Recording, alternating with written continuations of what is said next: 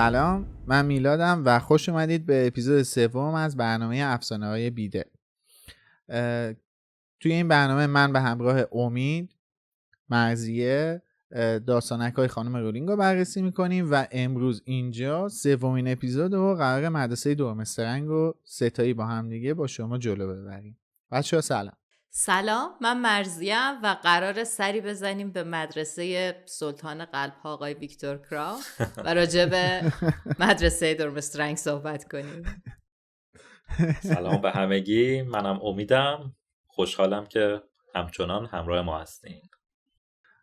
متاسفانه مطمئنم که کپی رایت میخوره و اینه الان برات آهنگ سلطان قلب‌ها رو پخش میکردم که شما دوستامونم بشنوین این آهنگ، ولی چون مطمئنم کپی رایت میخوره نمیتونیم کار کنیم. شما خودتون میتونین پخش کنین اگه دوست داشتین. ببین توی ادیت یه دونه اینجوری سیس ویکتور برام بذار باشه ببینم توش.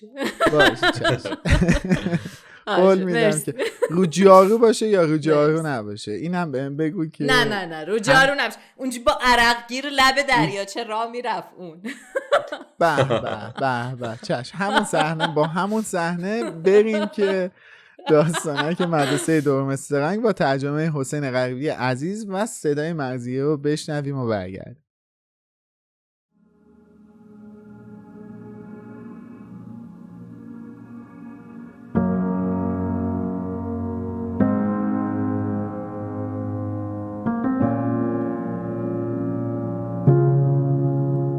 دورمسترنگ زمانی تاریک‌ترین شهرت را در میان هر 11 مدرسه جادوگری داشت، اما هرگز کاملاً استحقاق آن را نداشت.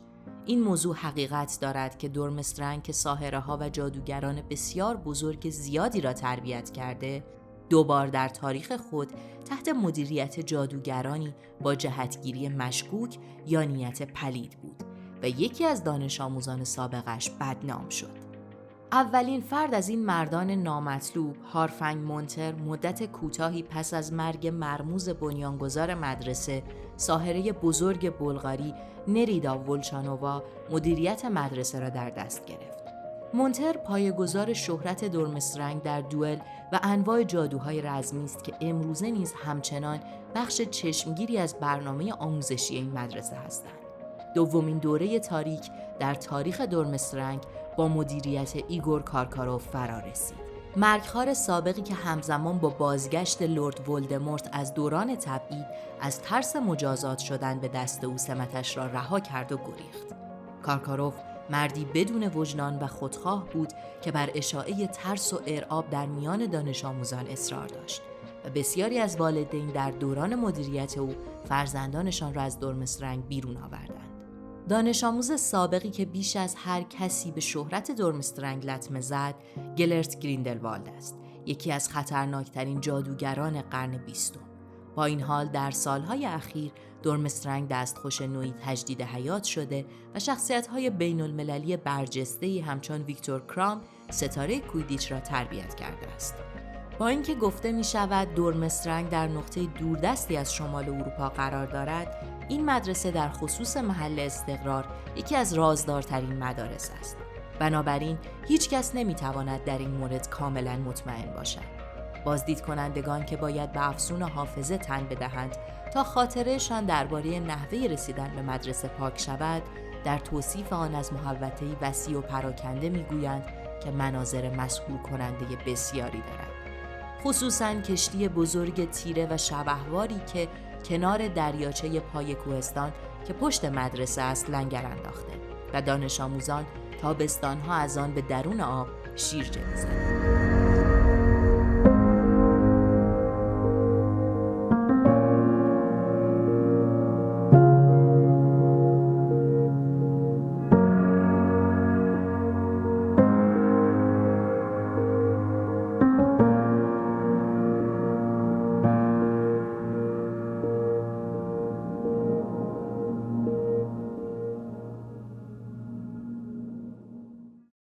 یه نکته جالبی که واسه من در مورد مدرسه دورمسترنگ هستش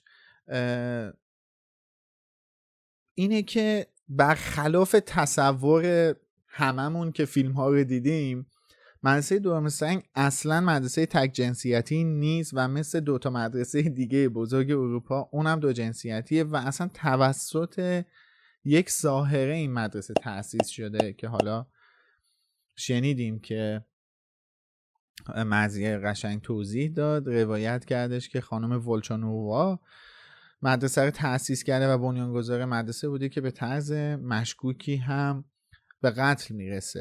و یه تصور بد دیگه هم که از فیلم داریم که اینم باز شاید فیلم، ولی فکر کنم من به نظرم بیشتر فیلم اینه که خیلی مدرسه بدنامیه، ولی تو همین خط اولش میگه که زیاد لایق این نیست که مدرسه انقدر بدنام تصور بشه.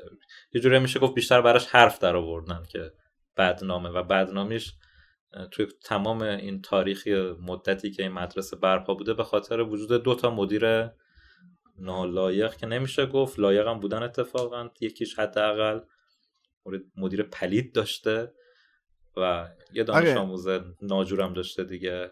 اونقدر هم که میگن یعنی بد نیست، بیشتر شایعه است. بیشتر از 2 مدیر پلید داشته، ولی واقعا میشه گفت 1 مدیر نالایق رو حداقل داشته که همین آقای ایگور کارکاروف هستش. یه بخشی از بدنامی شاید برای دوره مدیر بودن کارکاروف، وقتی یه چیزی بدنام میشه خیلی سخت میتونه اسم خودش رو پاک بکنه از چیزی که براش پیش اومده دیگه. احتمالاً آموزش هایی که تو دوره کارکاروف توی مدرسه داده میشده، احتمالاً نگاه نژاد پرستانه‌ای که توی اون دوره بوده، همه اینا تأثیر گذاشته روی بدنامی مدرسه. آره البته تو خود داستان نوشته که این 2 مدیر پلیدا، چون دیگه ما برای مدیراشو که نمیدونیم. خب پس من خیلی به این موضوع دقت نکردم که خود داستان به 2 اشاره کرده، ولی باز با توجه به اشاره داستان اصلا داره میگه که کارکاروف یه آدم بی وجدان و خودخواهه و خیلی رفتاری که ترویج میداده توی مدرسه باعث شده که خیلی از والدین بچه هاشون از دورمسترنگ منتقل کنن به مدارس دیگه.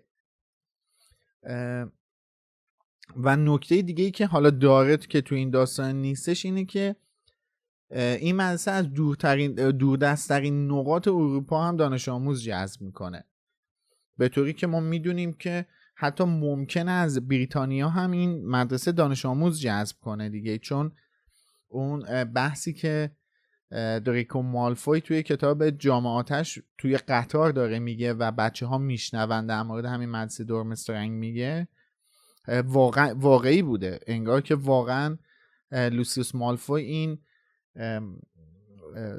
تفکر رو داشته و این تمایل رو داشته که دریکو رو بفرسته و توی دورمسترنگ تحصیل کنه، ولی خب با مخالفت نارسیسا مواجه میشه و نارسیسا این وسط اجازه نمیده که دریکو منتقل بشه به این مدرسه. منظورم از گفتن این موضوع اینه که این مدرسه واقعا خیلی دانش آموزان، البته گفته شده که تعداد دانش آموزان دورمسترنگ و باباتن هر دوشون از تعداد دانش آموزان هاگوارتس بیشتره، ولی خب این مدرسه میبینیم که همه جای اروپا دانش آموز جذب میکنه و من فکر میکنم که خیلی قصد داشتن که این تمایل پلید بودن رو بیشتر ارائه بدن به بقیه، به نسل جدید، هرچند که خیلی موفق نبودن حقیقت.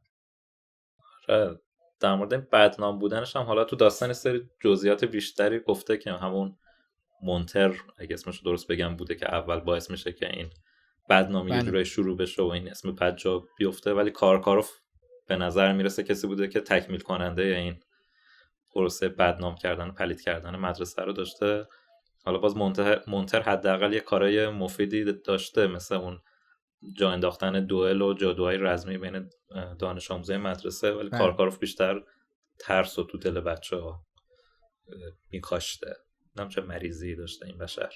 و خب سابقه بدی هم داشته، چون ما میدونیم که کارکاروف بعد از این که حالا اون معامله رو با وزارت سحر و جادوی بریتانیا به خاطر اینکه مکرخوار بوده انجام میده، به مدیریت این مدرسه نائل میشه. یعنی شما ببین مرگخواریت ثابت شده، یه کاری هم که کردی بعد اومدی مدیر یه مدرسه شدی، خب تأثیر میذاره تو اسم بدنامی این مدرسه دیگه. خیلی ساده است. با مزه است این کارکاروف. به ولدمورت خدمت کرده، در نهایت تش بهش خیانت کرد و بقیه رو فروخته. بعد به جادوگر خوبا هم که نتونسته وفادار باشه چون رفته پیوسته به ولدمورت. یعنی کلن آدم خائنیه، با هر کسی رنگ عوض میکنه. اما تأثیر مدیر در بدنامی مدرسه اینجاست دیگه. این گریندلوالد تأثیر داره توی بدنامی دورمسترنگ، در حالی که ولدمورت هم توی هاگوارتس درس خونده، اما به خاطر وجود مدیر لایق اون بدنامیه دیگه وجود نداره برای هاگوارتس. این نکته جالبه اینجا. آره. سیاستی که پیشه گرفتن از همدیگه خیلی سواشون میکنه. ببین ما حتی تو هاگوارتس هم مدیر بدنام داشتیم. تو تاریخ هاگوارتس هم مدیر بدنام داشتیم. دانش آموز آره فینیانس نایجلوس. فینیانس نایجلوس بلک که حالا جد بزرگ سیریوس بلک میشه، واقعا مدیر خیلی چجوری بگم متعادلی نبوده از نظر آره خیلی معتدل نبوده دیگه، میانه رو نبوده از نظر تفکر. ولی خب جدای از اینا ما دانش آموز بدنام هم داشتیم، مدیر بدنام هم تو هاگوارتس داشتیم، ولی در نهایت سیاستی که این مدارس پیشه کردن با جلوگیری کرده از اون بدنامیه دیگه. یه نکته دیگه جالبی هم وجود داره. به نظر میاد که هر دوی این مدارس بوباتن و دورمسترنگ خیلی مسائل داخلیشون رو داخل نگه میدارن تا نسبت به هاگوارتس، یا حالا هاگوارتس به خاطر وجود شخص دامبلدور خیلی روش زوم میکنن. هیچ وقت اخبار داخلی از این دوتا مدرسه در نمیاد که مردم ناراحت بشن بیان بچهشون رو ببرن وسط سال اعتراض بکنن، اما میبینیم که برای دامبلدور این اتفاق میفته و تا تقی به توقی میخوره روزنامه ها تیتر میزنن، میخوان بزننش، براش دست میگیرن، والدین میان اعتراض میکنن. مثلا هیچ وقت هیچ کس شک نکرده بوده که مادام ماکسیم دورگه است، مثلا انگار که اون اصلا بیرون نمیاد خبره، ولی توی هاگوارتس این برعکسشه. من فکر کنم یه دلیلش اینه که هاگوارتس یه جورایی شده سیستم آموزشی بریتانیا و این دوتا و با وزارت سحر و جادو خیلی گره خورده به هم. این باعث شاید میشه که بیشتر تو چشم بیاد و یکم شاید حساسیت روش بیشتر باشه، ولی اون مدارس دیگه یه جورایی بین المللی تر هستن، از همه جای دنیا میان اونجا و نقش خاصی به نظر نمیرسه تو سیستم آموزشی کشور خاصی ایفا کنن و رویکرد سیاسی کمتری هم انگار دارن و بیشتر به فعالیت‌های خودشون میپردازن. شاید این باعث میشه که این تفاوت به وجود بیاد. دقیقاً من میخواستم بگم که هاگوارتس یکی این که مدرسه یک ملته، فقط یک ملته، یعنی ساکنین بریتانیای کبیر. حالا درسته اینا 3-4 تا کشور میشن ولی یک ملت متحدن. یکی این موضوع. دو این که خود دامبلدور آدمی که دستی بر سیاست داره. خب ما میدونیم که حالا تو ویزنگاموت هست، رابطه زیادی با وزرای مختلف توی مقاطع مختلف داشته و داره. و نکته بعدی اینه که مردم بریتانیا یعنی جامعه جادوگری بریتانیا خیلی منتظر این بودن که دامبلدور وزیر سحر و جادو بشه، ولی خب دامبلدور ترجیح میده که مدیر هاگوارتس بشه و مدیر هاگوارتس باقی بمونه و این خیلی تأثیر داره به نظرم توی این که حالا این وزارت سحر و جادو و مدرسه هاگوارتس خیلی به هم گره خورده باشن. یه نکته دیگه هم اینه خیلی ها از دامبلدور میترسن و شاید به خاطر همین از هر فرصتی استفاده میکنن. ولی لباس بگو لباساشونو میخواستم بگم لباسای دورمسترنگ خیلی قشنگه. خیلی تغییر لباساشون استیلشون گنگه وقتی وارد هاگوارتس میشن. نه اصلا آره. انگار واقعا تو یعنی این درس کوده رو هم بوباتن دارن هم آره. دورمسترنگی ها دارن. البته خب هاگوارتس هم داره ولی واقعا مال اون دوتا مدرسه از هاگوارتس قشنگ‌تره. اصلا و اینکه کشتشون بگو خیلی چیز غریبیه کشتیشون. منو یاد دوزای دریای کارای بیندازه کشتشون. کاره مروارید سیاه. بله دقیقاً خیلی شبیه مروارید سیاه. آره یه تیکه فیلم 4 حذف شده که اینا آواز میخونن بچهای هاگوارتس. ببین اصلا به نظر من بهترین کار بوده که اینا حذف کردن. اون ورود اسطوره‌ای این دوتا مدرسه رو ما میبینیم و در کنارش اینا وای میستن با هم آواز میخونن. خیلی توهین بود به نظرم. خیلی خوب شده که حذف شده. کلا خب اون فیلم ضعف زیاد داره متاسفانه. ولی من چند تا نکته هست که اینا رو سلسله وار میگم پشت سر هم که حالا اگه دوست داشتین در موردشون بیشتر صحبت کنیم. یکی این که مدرسه دورمسترنگ دانش آموزای ماگل زاده رو یا دانش آموزانی که پدر مادر جادوگر ندارن قبول نمیکنه. ولی خب این صرفا سیاست مدرسه است و نمیشه ربطش داد به تمام دانش آموزانی که توی اون مدرسه درس میخونن، چون ما دیدیم که ویکتور کرام با هرمانی گرینجر رابطه خیلی خوبی داشتن. بعد این مدرسه هم مثل هاگوارتس نمودار ناپذیر شده که از دید بقیه افراد پنهون هستش. احتمالاً دانش آموزان دورمسترنگ توی تغییر شکل مهارت خیلی زیادی دارن. چرا؟ ما تو فصل 15 کتاب جامعه آتش میخونیم که پروفسور مکگاناگل به نویل لانگباتم میگه لانگباتم لطف کن و نذار دانش آموزان دورمسترنگ ببینن که حتی یه افسون تغییر ساده رو هم بلد نیستی اجرا کنی.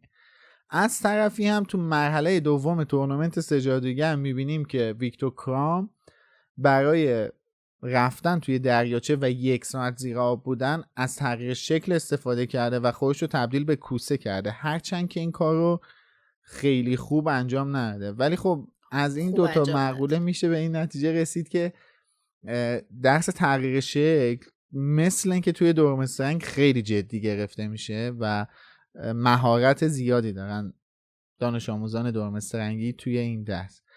اما یه نکته جالبی که واسه من هستش اینه که توی تاریخ دورمسترنگ نام گلت گریندلوالد به عنوان بهترین دانش آموز تاریخ این مدرسه ثبت شده و از طرفی هم ما میدونیم که یکی از بهترین دانش آموزان مدرسه هاگوارتس هم تام ریدل بوده.